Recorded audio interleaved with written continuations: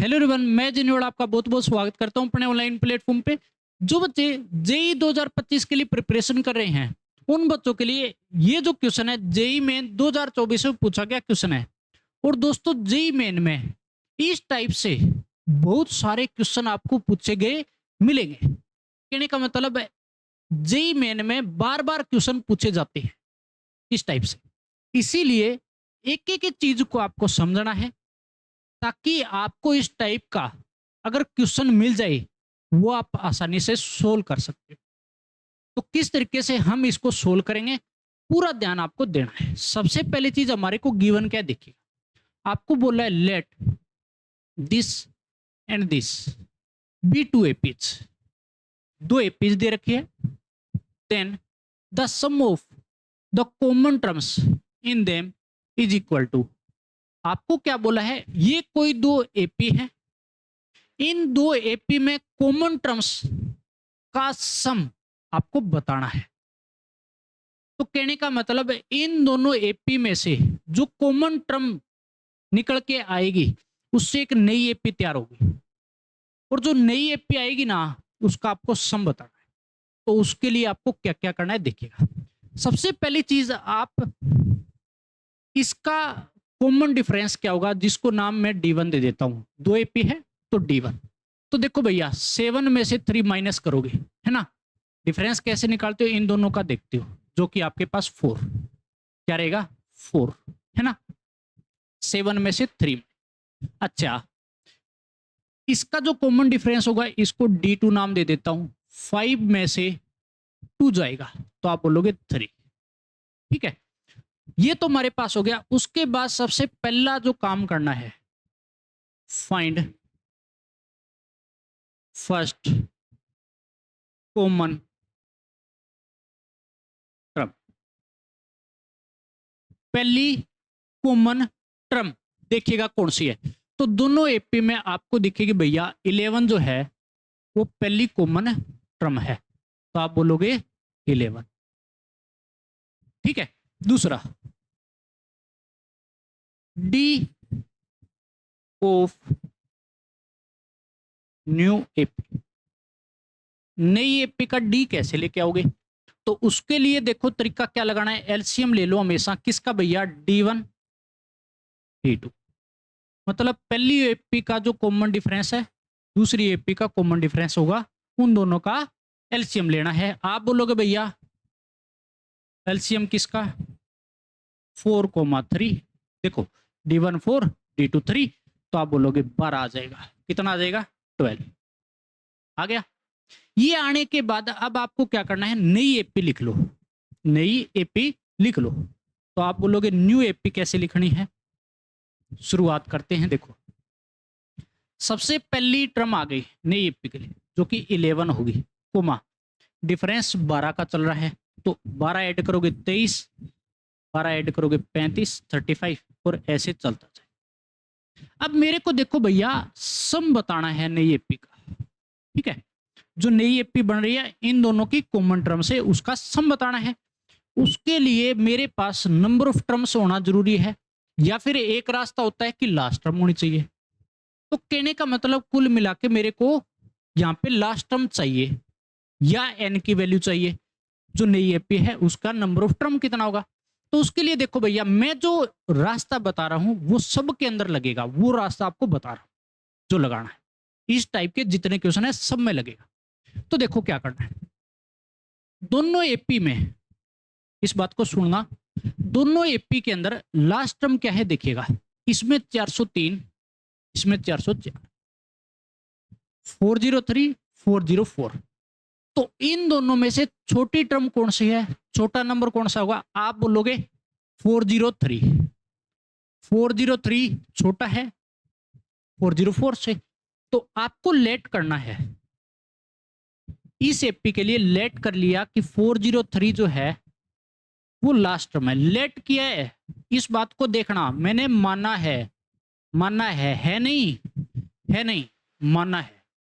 क्यों माना है देखिएगा। अब मैं क्या करूंगा, मेरे पास एक नई एपी तैयार होगी, इसके लिए मैं नंबर ऑफ टर्म निकालूंगा। अब आप बोलोगे भैया नंबर ऑफ टर्म के लिए हमारे को पता है, एन कैसे निकालते हैं, last term minus first term upon में डी प्लस 1 करते हैं। ये सभी बच्चों को पता है। लेकिन जब मैंने लास्ट टर्म मान रखी हो ना, लास्ट टर्म मान रखी हो या तो ले आओ, मान रखी हो तो उसके लिए एक रास्ता और लगाऊंगा मैं यहाँ पे, क्या कि इस पे ग्रेटेस्ट इंटीजर फंक्शन का साइन लगाऊंगा भैया। इस बात पे ध्यान देना, जब मैंने मान रखी हो तो मैं ग्रेटेस्ट इंटीजर फंक्शन का साइन लगाऊंगा। ये जो साइन है ये पूरा पूरा दिखा दो कि ग्रेटेस्ट इंटीजर फंक्शन का साइन है। और आपको बता दूं हर बार लगेगा, हर बार लगेगा, तभी मैं ये चीज आपको बता रहा हूं एक बार, ठीक है ना। अब लास्ट टर्म आप बोलोगे 403 मैंने माना ही है। क्या माना है? 403। फर्स्ट टर्म देखो भैया मेरे पास 11 आया हुआ है, डिफरेंस 12 है, इंटीजर का साइन लगाना है और प्लस 1 किया तो देखो भैया ये जाएगा मेरे पास 392 डिवाइड बाई 12 प्लस 1 डिवाइड लगा दो, 12 3 36, 3 2 कितना बचेगा? 32 था, 8। तो मेरे पास मैं अप्रोक्सीमेट ले लूंगा, अप्रोक्सीमेट ले लूंगा, पूरा मत लो, कोई दिक्कत नहीं है, मतलब आगे करने की जरूरत नहीं है, 32.6 समथिंग आ जाए, ठीक है। अब एक बात बताओ, इससे इंटीजर वैल्यू क्या मिलेगी? देखो मैंने ग्रेटेस्ट इंटीजर फंक्शन का साइन बोला, ये ग्रेटेस्ट इंटीजर फंक्शन पूरा लगातार, इस बात पे ध्यान देना। कई बच्चे ब्रैकेट सोच लेते हैं, प्लस 1 में नए आए हुए सोच लेते हैं, ऐसा नहीं है। तो इससे इंटीजर वैल्यू 12 आएगी, आप कहोगे भैया 32 प्लस 1 किसके बराबर आ जाएगा? 33। तो कहने का मतलब नंबर ऑफ टर्म कितने हैं? 33 बनेगी। नई एपी जो आई है ना उसके अंदर नंबर ऑफ टर्म जो मिलेगी वो कितनी बनेगी? 33। एन की वैल्यू आ गई। एक चीज और, किसी बच्चे को बाई चांस मान लो प्लस 1 में कोई आया है और मेरे जैसे दिमाग का है, गरीब दिमाग का बच्चा, तो उसके लिए देखो भैया ग्रेटेस्ट इंटीजर फंक्शन पढ़ा ही नहीं, बहुत सारे बच्चे मिलते हैं, बहुत सारे प्लस 2 के अंदर मिल जाएंगे, तैयारी जेई की करें तो भैया एग्जैक्ट वैल्यू क्या है? 32 उतार दो। चलो अब मैं क्या करूंगा, एस एन का फॉर्मूला क्या होता है? n/2 2a plus n-1 into D. और ये सारा का सारा मटेरियल मेरे पास आ चुका है। नंबर ऑफ टर्म आप बोलोगे भैया 33 डिवाइड बाई 2, ए जो कि फर्स्ट टर्म अभी अभी पुट करके आए 11, कितना भैया 11 प्लस n-1 33 माइनस 1 करूँगा 32 और डी मेरे पास 12 होगा। अब देखो 2 कॉमन लेके इससे काट दो, 33, ये 2 कटेगा 11 बचेगा, ये 6 बचेगा और मेरे पास 32 इंटू 6 है ना, इन्हें मतलब 2 कॉमन लेके उड़ा दिया।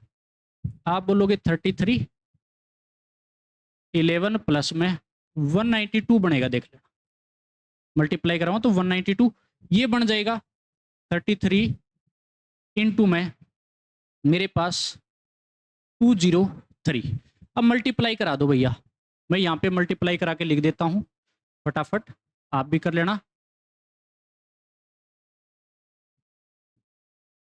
तो मेरे पास आ जाएगा भैया 9966, ये मेरे पास क्या आ गया? सम आ गया। ये क्या आ गया? सम। और ये क्या होगा? आंसर होगा 6699, ये क्या होगा? आंसर होगा। तो देखिएगा भैया मेरे को फिल करना था इंटीजर टाइप 6699, ठीक है ना, ये आंसर हो जाए। और आपको बता देता हूं इंटीजर और ऑब्जेक्टिव दोनों फॉर्म में ये टाइप पूछा जाता है और करके जाना है। मैं कहूंगा कि छोड़ना नहीं है, एपी का कुछ भी छोड़ो, इसको नहीं छोड़ना। मेरे ख्याल से कोई मुश्किल चीजें नहीं थी, देखिएगा बस यहाँ पे आके कैलकुलेशन, वो भी थोड़ी बहुत, ठीक है ना, कोई मुश्किल चीज नहीं। बस ये लास्ट वाला ध्यान रखना, ठीक है ना, या तो लास्ट निकाल दो, ये आगे लास्ट निकाल भी सकते हो, आपको पता है टीएन का फॉर्मूला लगा के या किसी तरीके से आप जो भी रास्ता अपनाओ, अलग अलग रास्ते हैं। कई बार बच्चे सोच भी लेते हैं, लास्ट से भी सोच के उतार देते हैं। जो आपको अच्छा लगे लगा सकते।